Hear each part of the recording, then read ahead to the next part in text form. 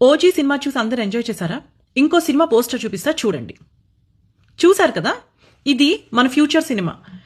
నెత్తి నోరు బాదుకుని చెప్తున్నాము, మీరు సినిమా చూసి ప్రశాంతంగా వచ్చేయండి అని. కానీ అలా చెయ్యరు, వెళ్ళి మళ్ళీ అన్ని భాగవతాలు చేస్తారు అక్కడ. నిన్న ఓజీ సినిమా రిలీజ్ అయింది. నా ఇన్స్టాగ్రామ్ అంతా flooded with videos of nuisance, మీరు చేసిన చెత్త పనులకి. ఫస్ట్ ఒక వీడియో చూసాను నేను. ఆ వీడియోలో ఒక పెద్ద మనిషి అనౌన్స్ చేస్తున్నారు,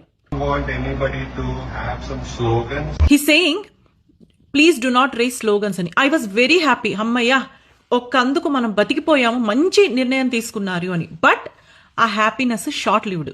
వెంటనే ఇవన్నీ మొదలయ్యాయి. మీరు ఎన్ని పర్మిషన్లు తీసుకున్నా, బుక్ చేసుకున్నా, it is only fundamentally allowing you to celebrate, but there is a limit for noise and the chaos you make. రెండోది, థియేటర్లో చెత్త. I hope you cleaned it. If not, మీ అంత షేమ్లెస్ పర్సన్ ఇంకొకళ్ళు లేరు. ఏమిటండి, మీరు పెద్ద మనుషులేనా, చదువుకున్న వాళ్ళేనా? ఆ చెత్త పోయడం ఏంటి? ఏదో పల్లెటూళ్ళల్లో చేసినట్టు. ఇదిగో ఇండియాలో చేసినా అర్థం ఉంది, ఓకే వీళ్ళకి లేదు, చదువు లేదు అని అనుకోవడానికి ఒక స్కోప్ అయినా ఉంది, which is not true. America వచ్చారు కదా, ఇక్కడ ఇలాంటి పనులు ఏంటండి మీరు చేయడం? అసలు పిల్లల చేతుల్లో కత్తులు ఇచ్చి వాళ్ళ చేత బయట ఓజీ డైలాగ్స్ చెప్పిస్తున్నారు.